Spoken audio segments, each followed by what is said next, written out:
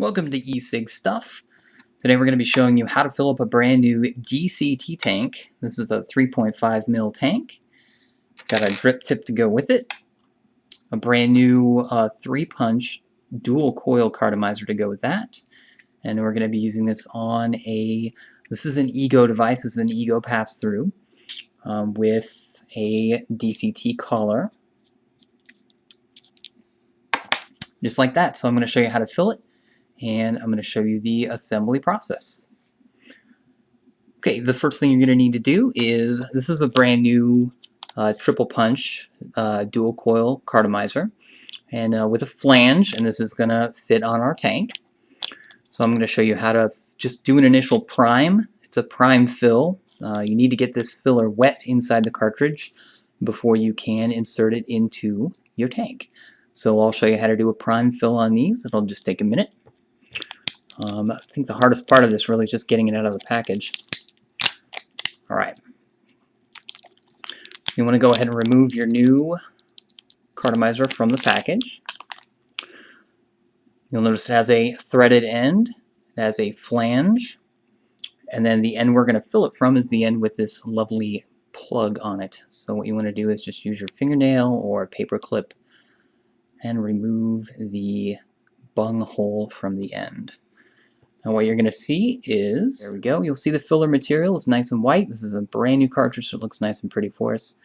And I'm going to show you how to fill this up just as an initial prime fill. So you want to go ahead and grab your bottle of juice. And the goal here is just to set it at an angle and drip the juice down the side of the cylinder so that it fills the cotton filling. And I'll show you how to do that. And just set it at an angle. You just want to drip a couple of drops. And you'll notice that it's starting to flow down. And it soaks it right up. You just want to give it a quarter turn, give it a couple more drops. You'll notice that the juice goes in and it soaks in. Just give it another quarter turn, give it a couple of drops, and the juice starts to soak in. So you want to continue this process with quarter turns, just watching to make sure that the juice is totally soaked in prior to you continuing to fill. Depending on how thick your juice is, if you're using a thick juice, this process could take a while for it to soak in. The goal is that you don't want to fill it too fast, because if you fill it too fast, it'll overflow into that center hole. You can actually see all the way down the center hole right now. It's kind of cool. So the goal is to make sure that you don't fill it too fast.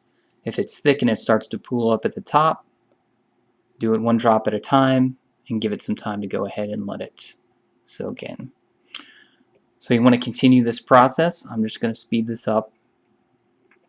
And the goal is to continue this process until you get some weeping. So you'll see that this cartridge has holes. Let's see if I can get it to focus here. So you'll see that this cartridge has 3 holes in it. What you want to do is fill the cartridge until these holes start to weep a little bit. You'll notice a little bit of juice may start to leak out. At that point, you'll know the cartridge is done. Okay, so at this point I have filled my cartridge, and you can get a good look there. It has just started to weep a little bit out of these holes. I can actually see the moisture in the holes. So that's a pretty good indication that the cartridge is pretty well primed. I usually stop at this point. Once you put it into the tank is going to draw juice into the tank as well. So if you completely fill it up, you continue to drip, drip, drip, drip, drip, it's going to flood when you first start to use it. My opinion on this is, with cartomizers in general, is that how you fill them the first time is going to direct how they're going to perform in the future, because if you burn them dry the first time, you don't get them filled up enough, you're going to have a bad experience. If you fill it up too much, you're going to have a lot of flooding. So it's kind of a good balance. So at this point, your cartridge is pretty much primed. I usually make sure the center air hole is clear, so I'm just going to take this, I'm going to cover the threaded end of it, and I'm just going to give it a little blow just to make sure that if there's any juice gurgling around in there, that it clears the center hole before we put it into our tank. So I'm going to do that right now.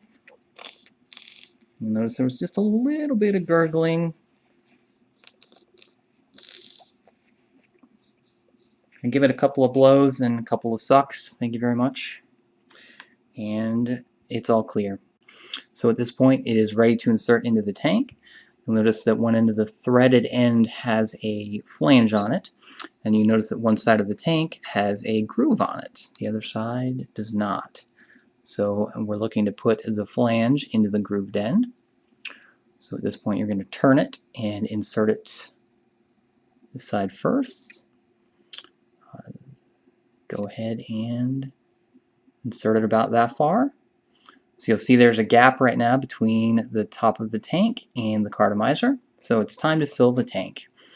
Filling the tank, there are several ways you can do this. If you have a needle tip bottle, it makes it a little easier. If you have a syringe, you can use a blunt tip syringe to fill these. But if you don't, in my case I do not, most people aren't, so I'll just show you the quick way to do this. The way you do it is you take your juice, tilt your tank, you want to tilt your bottle, and you'll notice the juice starts a path down the side of the tank, and you just turn it up. You'll notice the juice continues to travel down the side of the tank, and it begins to fill. The point here is to avoid getting it into the cylinder. So I'm going to continue to fill this, fill it, fill it, fill it. And I normally use my middle finger just to edge up the cartomizer so it's a little bit higher, continuing to pour down the side. Once it starts its own path, it should continue down that path. Looking good. I think that's a pretty good fill. So I got that pretty much filled up. At this point, you just want to go ahead and slide the cartridge up with your finger. Get it up through that center hole and pop it in. So there you go. Once you get used to filling these, you can get more juice in these. That's kind of a low fill, but you do want to have a little bit of a gap in there. Pretty easy to do. So at this point, normally I take my drip tip and insert it into the top of the cartomizer like that. So that's pretty much your finished product. I normally take a tissue, give it a quick blow, make sure it looks good. And at this point, I let the kind of wipe it off with the tissue. Get the threads clean, clean the top, clean the threads, make sure it's seated good. Looks good. So I normally set this top up like that. Let it sit for about 15 minutes just to give it a quick time to soak in the rest of the juice, make sure everything gets homogenated. The juice normally kind of continues to soak in through that center hole if there's any left. So I'm going to give this a 15-minute sit and we'll be right back. Okay, so our 15-minute soak has completed. I've got my device here. This is just a standard pass-through, an Ego pass-through. And so with these DCT tanks, if you put it on there without this collar, it kind of serves two purposes. One, it finishes the device, finishes the way that it looks. I'll go ahead and slide it on and screw it over the threads. It's pretty easy to do. And then we'll go ahead and put on our brand new filled cartridge. And it's on. So that's the way the device looks when it's finished. This collar does serve several different purposes. Not only does it finish the look of the device, but it also offers a bit of draw control. So if it's really airy, like you pull and there's a lot of air coming through it, and you don't like it, you want to draw a little harder, all you have to do is just slide this collar, just turn it until it sits flush, and that will make the draw a little bit harder. If you like it a little bit more airy, just dial it back. Doesn't really take much, but some people like it one way, some people like it another way. I like a little airier draw, so that's how I roll. Anyway, this is ready to vape, so I'm going to give it a vape and we'll see how it runs.